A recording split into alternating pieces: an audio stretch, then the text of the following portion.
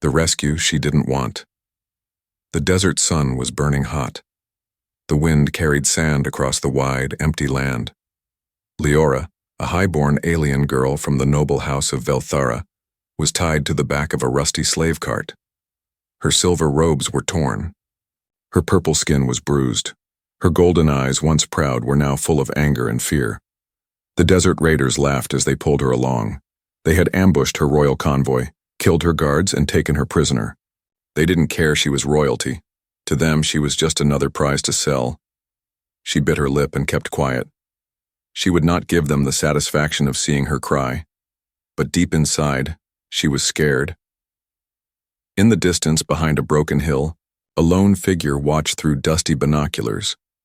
Jacob, a human traveler and ex-soldier from Earth, saw the alien girl being dragged by the raiders. He was resting in the desert after leaving a mercenary job on a nearby moon. He didn't plan to get involved. It wasn't his fight. But then he saw her eyes. Even from far away, he could tell. She didn't belong there. She was no criminal. She was royalty, or maybe something even more important. Jacob sighed. Just one more mess, he muttered. He packed his gear, picked up his old blaster, and moved like a ghost through the sand. That night, the raiders made camp near an old rock wall. They drank, laughed, and ignored Leora. She was tied to a wooden post, her hands bound behind her back. She looked up at the stars and whispered, "Someone, help me." Suddenly, one of the guards fell without a sound. Then another. A shadow moved between the tents, silent, fast. Then everything went loud. Blaster fire, screams, confusion. Leora's eyes widened as she saw a tall man in dark armor run into the camp. He shot with deadly skill. One shot, one fall. He didn't miss. The raiders tried to fight back, but they were no match. Within minutes, the camp was silent. Jacob walked through the smoke, breathing heavily. He looked around and saw her, still tied, still watching. He stepped closer. Leora stared at him. "Who are you?" "No time." "We have to go," Jacob said, kneeling to cut her ropes. She pulled back. "Don't touch me." "I just saved you," he said, confused. "I didn't ask you to," she snapped. He frowned. "Look, you want to die here? Fine. But I'm leaving." He turned away. She hesitated. She hated this human, his rude tone, his rough touch. But she didn't want to stay with dead raiders either. "Wait," she said quietly. Jacob didn't look back. "Then move." They walked through the cold desert night. Leora followed behind him, limping from her injuries. He offered to carry her once. She glared and refused. "Touch me again and I'll rip your hand off," she said sharply. "Fine by me," he muttered. After an hour, they found a small cave to rest. Jacob made a small fire. He placed his jacket on a rock beside her.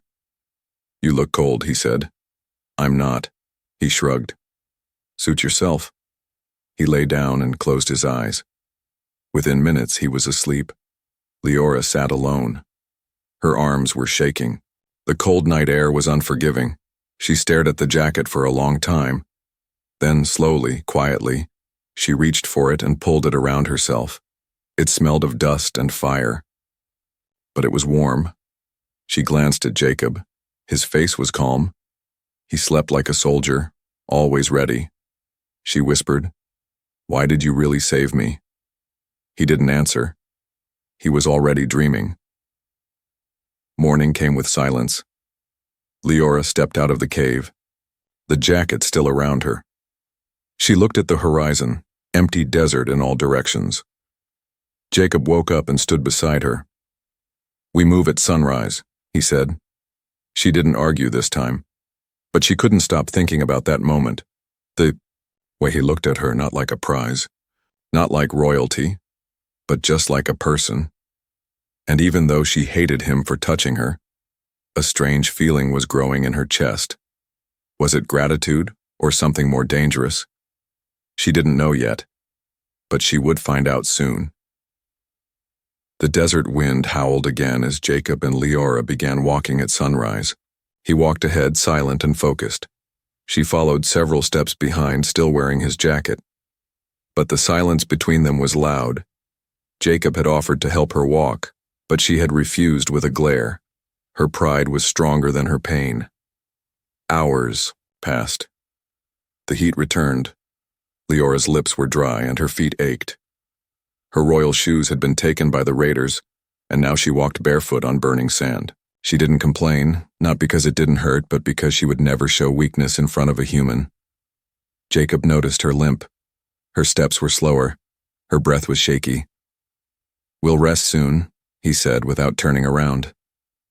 "I didn't ask," she replied coldly. Jacob stopped and looked back. "Right. You never ask, even when you need help."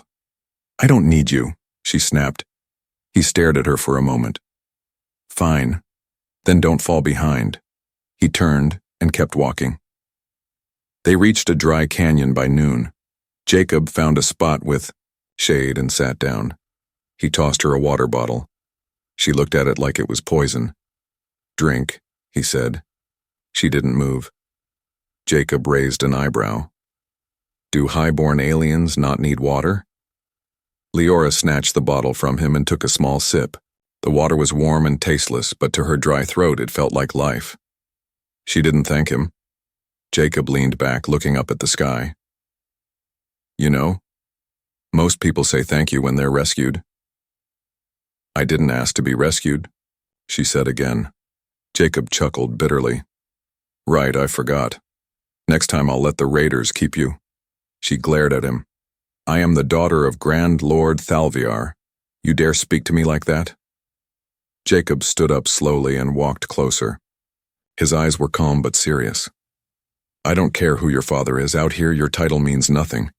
Out here, you either survive or you don't." She blinked. No one had ever spoken to her like that. "Why are you helping me then?"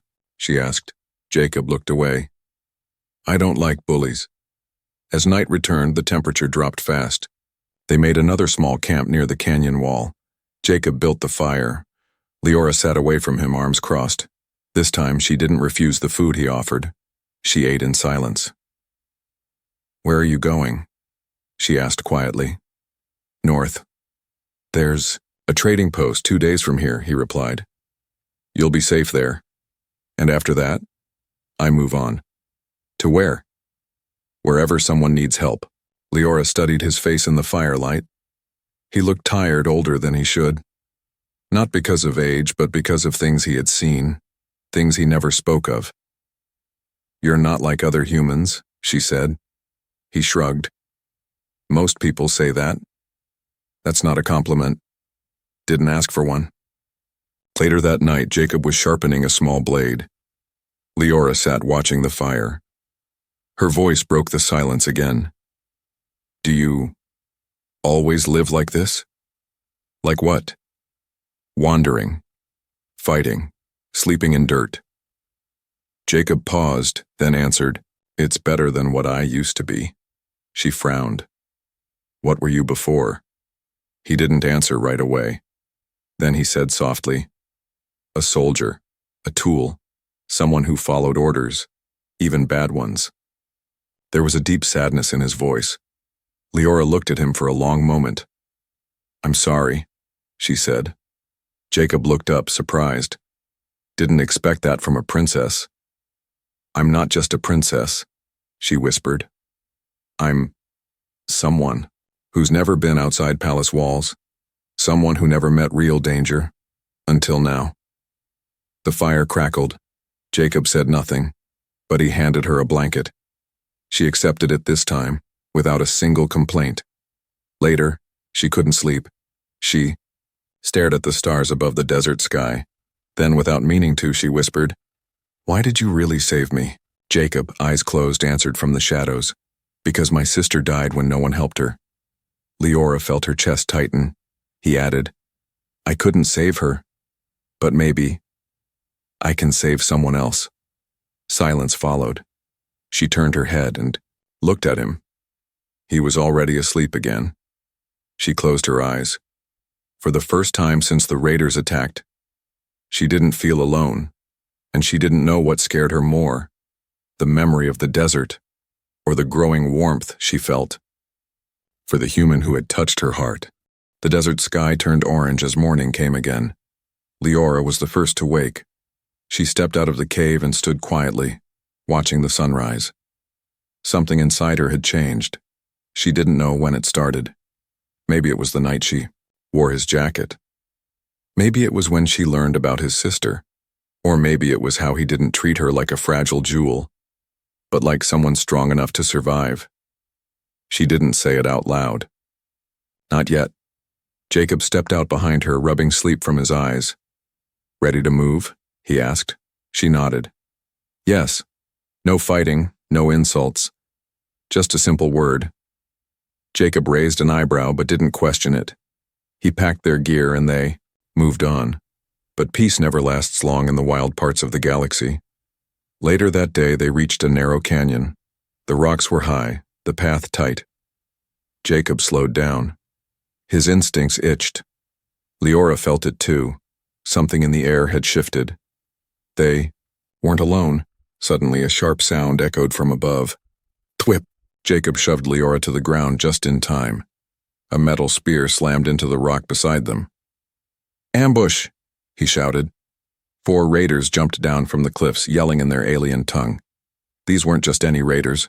They wore black armor and bone masks, the same ones who had taken Leora days ago. "They tracked us," Jacob muttered, pulling out his knife and blaster. Leora froze. Her heart pounded.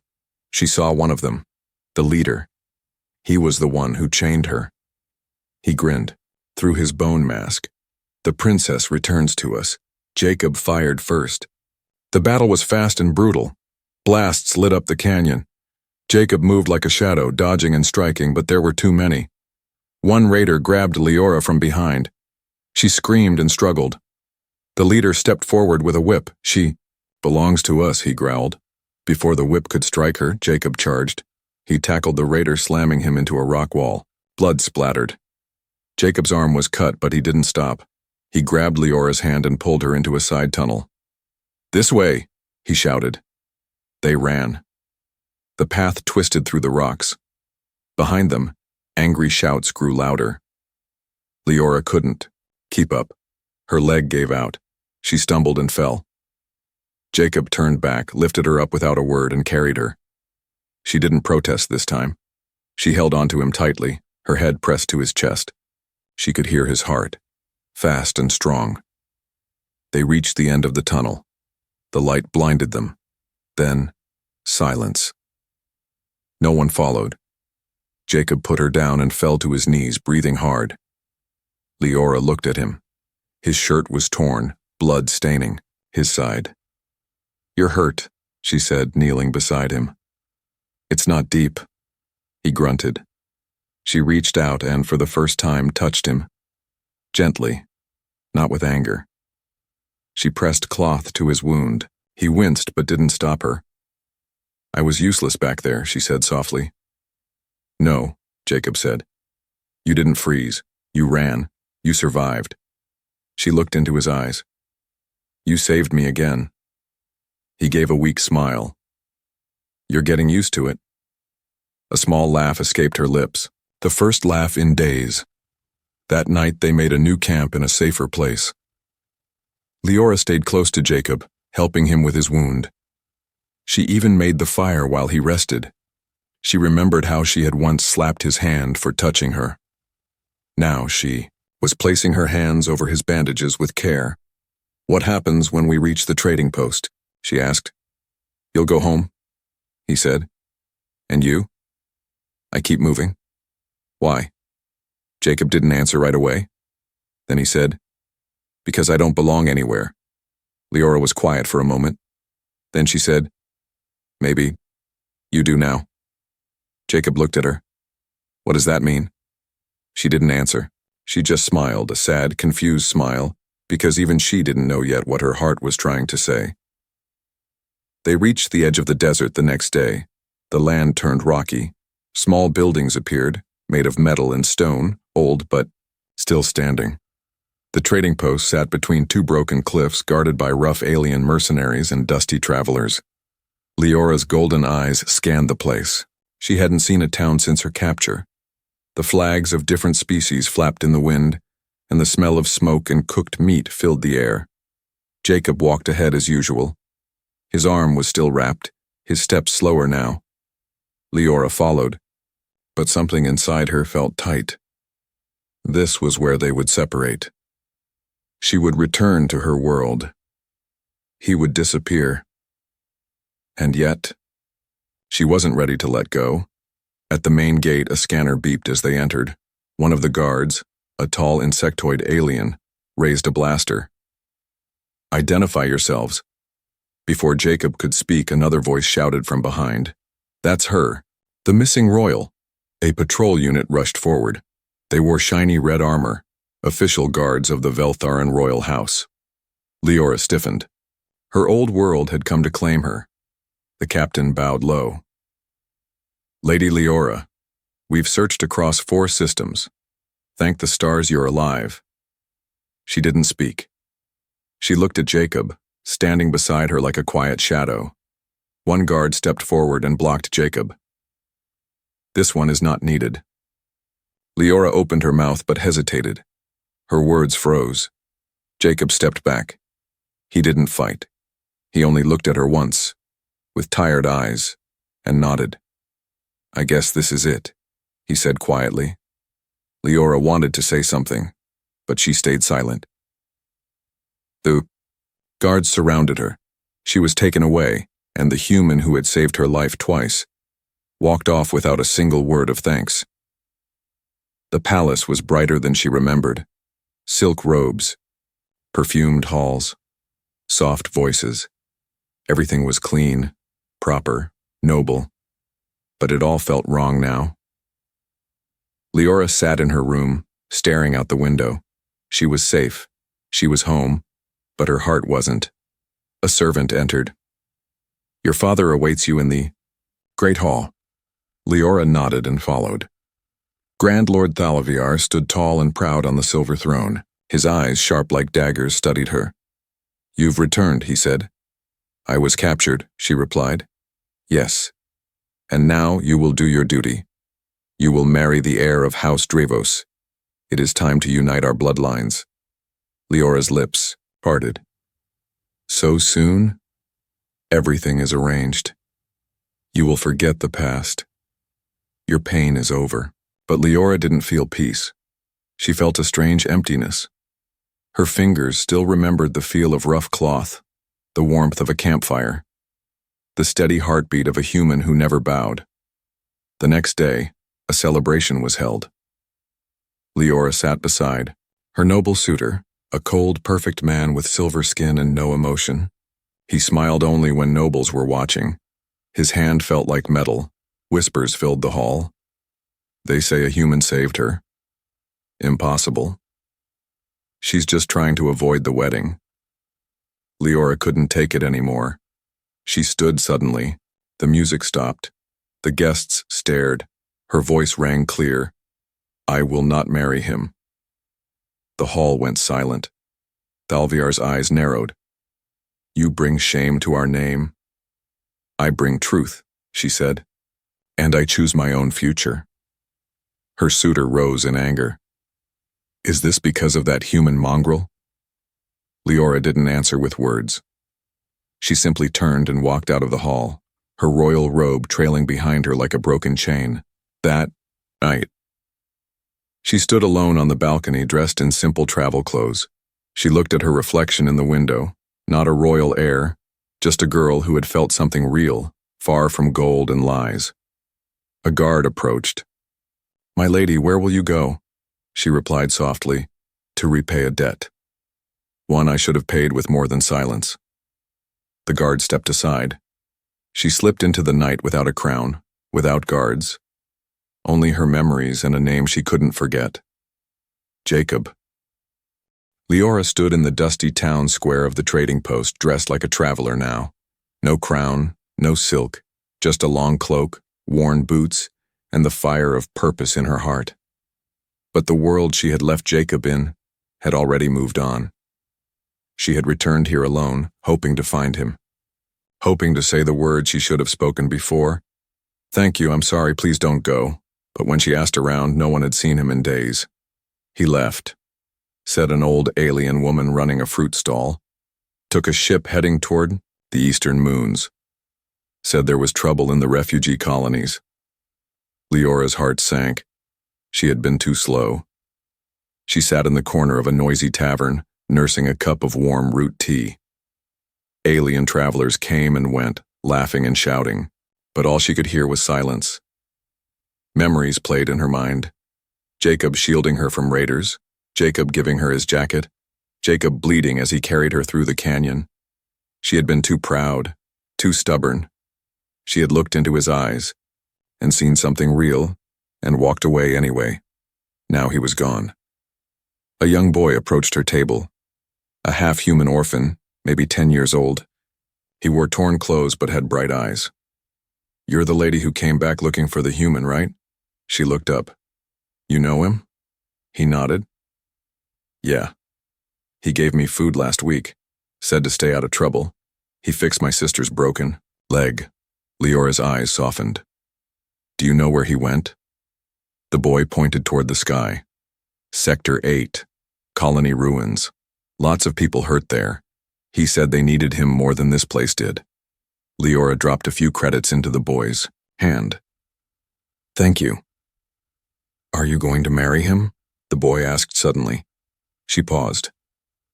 "I don't know," she said quietly, "but I want to tell him something important before someone else does." She booked the next cargo ship heading to the colony ruins. The journey took 2 days. When she stepped off the ramp, the air was thick with smoke and dust.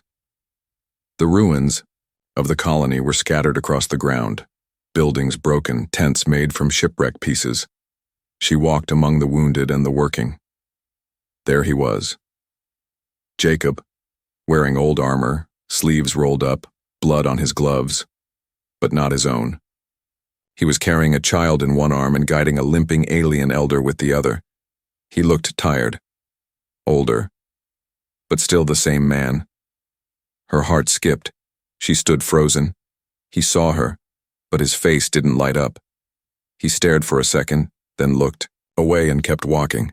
She found him later alone, washing blood from his hands at a water pump. "I came to find you," she said softly. He didn't turn around. "Why?" "Because I made a mistake." Silence. She stepped closer. "I should have spoken up. I should have told them to treat you with respect. I should have said thank you. I should have." "You didn't," he said flatly. Her voice shook. "I was afraid." "Of what?" "Of what I felt," she whispered. Now he turned. "You're royalty. I'm just a human, a broken one." She looked into his eyes, filled with pain and distance. "You're more than that to me," she said. "You saved me. You saw me. Not as a princess, but as a person." He said nothing. "I left something behind in that desert," she continued. "Not just pride, not just fear. I left you, and I regret it every day." Jacob looked down. "I don't belong in your world," he said. "Then maybe," she replied, stepping closer. "I belong in yours." That night they sat beside the fire just like before. No palace, no guards, just starlight and quiet. She held out his old jacket, cleaned and folded. "I kept it," she said, "even when I returned home." He smiled faintly. "It suits you. More than silk." She reached for his hand. "I'm not asking for promises, I just want to stay near you for now." He looked at her, really looked, and for the first time since she left, he believed her. The news of Leora's reappearance in the refugee colony spread like fire across the systems. A highborn princess, walking through wreckage in dusty boots, dressed like a commoner tending to wounded aliens beside a human. It was unthinkable. Shameful, some said. Inspiring, others whispered. Back on Velthara, the palace was in chaos. "She's lost her mind," shouted Lord Thalviar. "No," said his advisor quietly. "She may have found it. The royal council demanded her return. A ship was sent. Orders were clear. Bring the princess home before the marriage contract collapsed. But Leora had made her decision. Jacob had kept his distance the past few days. He worked hard, moving supplies, building shelters, treating the injured. Leora worked beside him, never leaving but never pushing either. She didn't ask him for affection. She didn't beg for closeness. She just stayed. She wrapped bandages. She carried heavy crates. She held crying children. And every night she sat beside the fire without a word. Until he finally spoke. "You're not pretending, are you?" She looked at him. "I was raised behind golden walls, but I never felt alive until I was beside you. In a cave. In danger. In silence." Jacob stared into the flames. "They'll come for you." "I know," she said. "And if you go back, I won't." His eyes narrowed. "Then what happens? Now?" She stood up slowly, looked at the camp, then at the stars above. "Now, I speak." 2 days later, Leora stood at the center of the colony, on a raised platform made from old ship parts. Refugees gathered around, curious. Word had spread that the princess was going to make a speech. Jacob stood near the edge, arms crossed, silent. Leora took a deep breath. Her voice was soft at first, but steady. "I am Leora of House Velthara, and I was born into a world of power, safety, and lies." Gasps moved through the crowd. "I was told humans were beneath us. I believed that, until a human saved my life. Twice." She looked at Jacob, but he didn't move. "I repaid his kindness with silence. I left him without thanks. I wore my pride like a crown. But I was wrong." Her voice grew stronger. "The day I left him behind, I lost myself. So I returned. Not as a princess, but as a woman who finally understands what honor means." Whispers turned into applause. Some stared in disbelief. Others nodded slowly. Then the royal shuttle landed. Guards stepped out, dressed in gold armor. Her father's voice echoed from a transmission drone. "Leora, enough of this.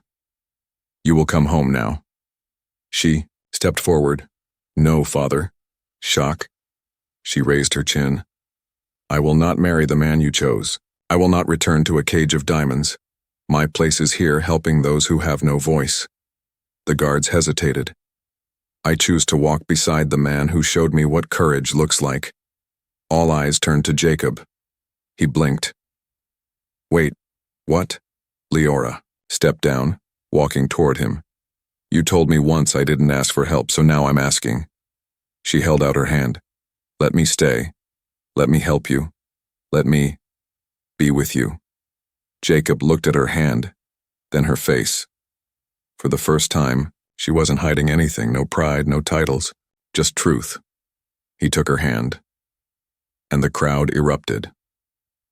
Later that night, they sat quietly by the fire again, just like before. But this time, something was different. He leaned against her shoulder. She didn't move away. He whispered, "You know, what you just did will start a galactic scandal, right?" She smiled. "Let it." He laughed softly. She added, "You said once that you don't belong anywhere. But you're wrong." He looked at her. "You belong with me." And in that moment, he believed her. The colony was quiet under the silver night sky. The fires burned low and the stars above shimmered like the eyes of ancient gods watching a forgotten world. Leora sat alone by the central fire, her cloak wrapped around her shoulders, her gaze lost in the flickering flames. It had been 3 days since her public stand, 3 days since she turned her back on the crown, the palace, and everything she once thought mattered. And yet she didn't regret it, not even for a second. But there was one thing still left unsettled. Jacob. He hadn't spoken much since the speech. He still worked beside her, helped her carry supplies, fixed broken machines, and trained the younger refugees in survival. But he was quiet, more than usual. Leora could feel the distance. It wasn't anger. It wasn't coldness. It was something deeper, a wound not yet closed. Tonight, she was ready to close it. She stood, took a deep breath, and walked toward the edge of the colony. She found him sitting on an overturned crate, sharpening a tool under the moonlight. His jacket was off and his sleeves were rolled up. His scars caught the light, marks from battles on many planets. She sat beside him without a word. For a long time he said nothing. Only the sound of metal scraping metal. Then he spoke. "You should be back in your palace." She didn't respond right away. Instead, she looked at him and said softly, "I'm right where I'm supposed to be." He kept sharpening. Leora watched him, then asked, "Do you want me to leave?" He stopped, lowered the blade, and looked at her. His voice was calm but heavy. "I don't want you to leave. I want to believe that you won't." Her eyes filled with pain. "I deserve that." Jacob stood and walked a few steps, staring out at the cracked horizon. "I've seen people run when things get hard," he said. "I've seen people lie to survive, but you were the first person I ever met who looked at me like I mattered and still walked away." "I know," she whispered. "I don't blame you. You were raised in a world I don't understand. And I'm not easy to be around." She walked toward him. "That's not why I left." "Then why?" he asked, turning to face her. "Because I was afraid," she said, her voice trembling. "Not of you, but of what I felt when I was near you. I'd never felt that way before, not with anyone." She placed her hand over her heart. "When you held me in that canyon, when you gave me your jacket, when you bled for me without asking for anything, I didn't feel like a princess anymore. I felt like a person, a real person, and that scared me." Jacob's expression softened. "I never wanted to be saved like that," she said. "But I'm glad it was you." He stepped closer. "And I never expected to care," he replied, "but I do." Leora reached for his hand. "I didn't just come back to help the colony," she said. "I came back for you. Because I love you, Jacob." The words hung in the air. Jacob looked at her, his jaw tight, his heart racing. Then he let out a soft breath. "I love you too," he said. He stepped forward, wrapped his arms around her, and held her like he never wanted to let go again. They stayed like that under the stars for a long time. Later, back at the fire, Leora leaned her head on his shoulder. "I don't know what our future looks like," she said. "Neither do I," he replied, "but we'll figure it out together." The next morning, they stood side by side as colony leaders gathered. The rebuilding had begun. There were plans for clean water, food stations, and better defense. Jacob was asked to train new guards. Leora was asked to represent the colony in galactic councils. She smiled and said, "Only if I can still wash dishes sometimes." Everyone laughed. That afternoon, a royal message arrived from her father. He demanded her return again. This time she answered him herself. "Father," she said through the hollow call, "I am no longer your bargaining chip. If you wish to speak, speak to me as an equal, or not at all." He said nothing, then ended the call. She felt free. Weeks turned to months. Jacob and Leora worked side by side, not just building homes, but building something neither of them had, ever had. A real life. A shared life. Sometimes it was hard, sometimes they fought, but they always came back to the fire. One night, Jacob looked at her across the flames. "I never thought someone like you would ever fall for someone like me." She smiled. "Then it's a good thing I'm not the girl I used to be." He reached into his jacket and pulled out something small, a ring made from salvaged starship metal shaped with care. It wasn't fancy. It wasn't royal. It was real. He offered it to her. "Will you stay?" "Not because you have to, but because you want to." Leora took the ring and placed it on her finger. "I stayed long ago," she said. "It just took me time to admit it." They kissed, soft and slow, under the same stars that had once watched her cry. This time they smiled back.